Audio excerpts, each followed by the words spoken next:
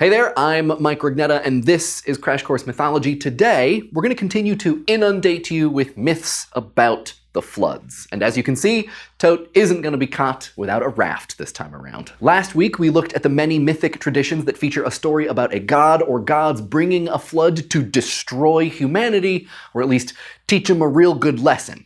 Today, we're headed to China, anchors away.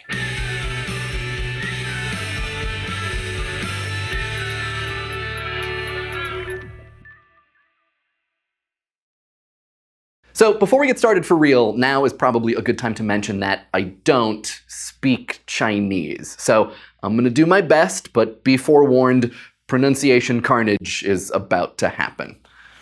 Bao Chen. Longtime Crash Course fans will remember some of today's main story since it was featured in the first season of Crash Course World History. I'm talking about our old friend, Yu the Engineer. But first, let's take a step back and remember that in China, real, non-mythical flooding is a big and actual deal. Thousands of years of flood control projects have made sure that flooding, especially of China's two main rivers, the Yellow or Huanghe and Yangtze, don't wipe out food supplies. An inability to control floods was seen as a major shortcoming for emperors and often caused social unrest. Many people believed floods to be natural disasters brought by divine forces, demonstrating their displeasure with the emperor. And of course, if the floods destroyed the food supply, hungry folks are gonna rebel. Just ask Limos, Greek goddess of hunger.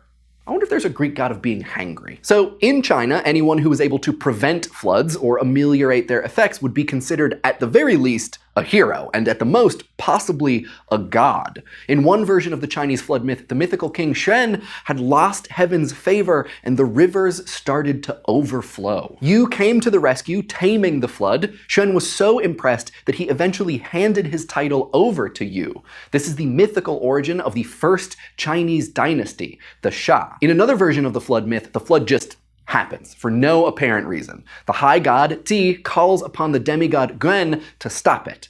Guen tries his hardest for 9 years, but eventually admits defeat.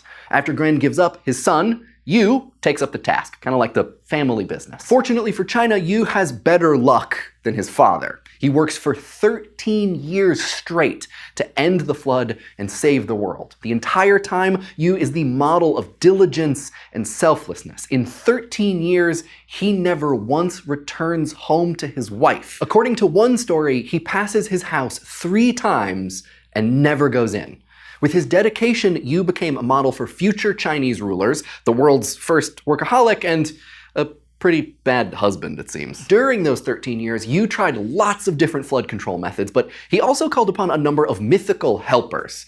His main solution to the flooding was to redirect the floodwaters out to the sea, often by building levees, canals, and dikes. One time he asked for help from Yin Lang, the responding dragon, who used his tail to create a floodwater shifting barricade, directing the water out to sea. Very cooperative for a dragon. In another version of this story, Yu and the dragon also get help from a giant black turtle. Yu also got some help from He Bua, the god of the Yellow River. Previously, He Bua was a human who drowned while ferrying across the Yellow River, but the supreme god took pity on him and made him god of the river. Yu started his flood control efforts at the Yellow River when a god with the face of a man and the body of a fish came out of the water and explained that he was He Bua.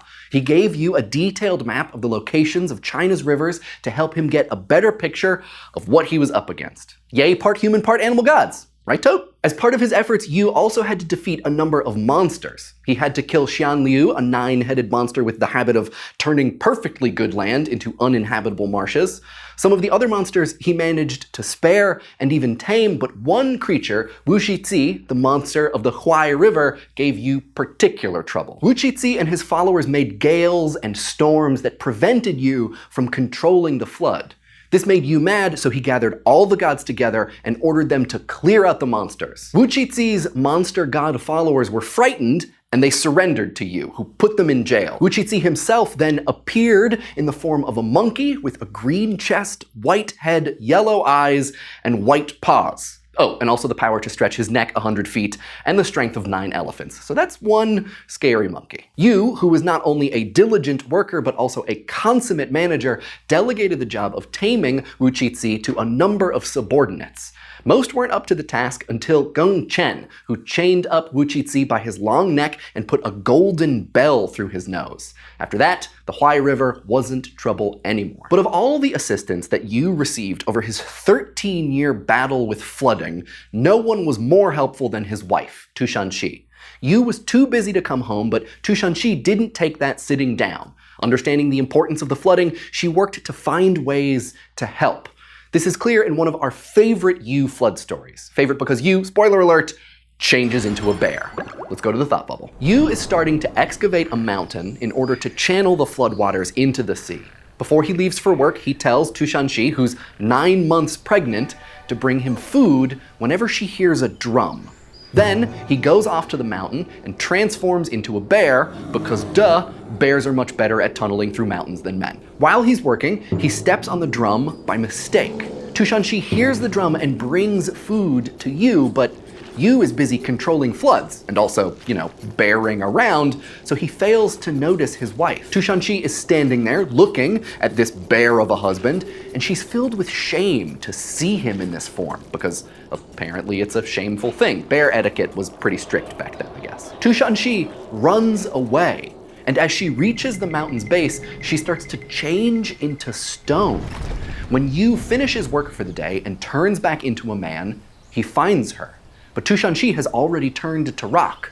Yu politely asks the rock if she could give him the baby. Tushan-shi obliges, splitting open on her north side. Out of this fissure, their son Qi is born. This is the same Qi that would later become the first Xia emperor, though it's unclear what Qi thought about having a rock for a mom and a sometimes bear for a dad. That must have been tough on parent-teacher conference night. Thank you, Thought Bubble. So, stories involving the Great Yu are quite different from the Jewish and Mesopotamian flood myths we looked at in the last episode. For one thing, these floods don't represent the gods' attempt to wipe out humanity. In fact, they don't seem to kill many people at all, at least not in the way the ancient Near East El Nino did. The emperor survives, so does Yu's wife/rock, plus the giant turtle. Go turtle! Yu is righteous like Utnapishtim, who survives the flood in the Epic of Gilgamesh. He's chosen to save the world, and he does so, but more through his intellect and hard work than the intervention of the gods. I imagine that Yu would have really been grateful for direction on how to build dams and levees, but he had to figure it out for himself. For 13 years. Yu's devotion to duty in working to save China, which in myths stands for the whole world, makes him a model human being, and because of the way the stories end, a model emperor. He does everything he can to improve the lives of his people by saving their homes and fields. He works tirelessly, without fail, and demonstrates what can be accomplished if we set our mind and energy to a task. This might be the most significant difference between the Yu myths and other floods. Noah and Utnapishtim make for relatively shallow role models. Sure, they follow God's instructions, but they're not always the epitome of virtue. Noah even hits the bottle after inventing vineyards post-flood. Yu, on the other hand, is meant to be read as a pristine model. In terms of a myth providing guidance for how to live, and especially how to rule, it doesn't get much better than Yu, his helpful dragon friend, and his legendarily patient wife. Thanks for watching. We'll see you next week. Check out our Crash Course Mythology tote bag, and poster, available now at dftba.com. Crash Course Mythology is filmed in the Chad and Stacy Emigoltz studio in Indianapolis, Indiana, and is produced with the help of all of these nice people. Our animation team is Thought Cafe. Crash Course exists thanks to the generous support of our patrons at Patreon. Patreon is a voluntary subscription service where you can support the content you love through a monthly donation to help keep Crash Course free for everyone forever. Thanks for watching, and thanks for bearing with all of our pronunciation issues.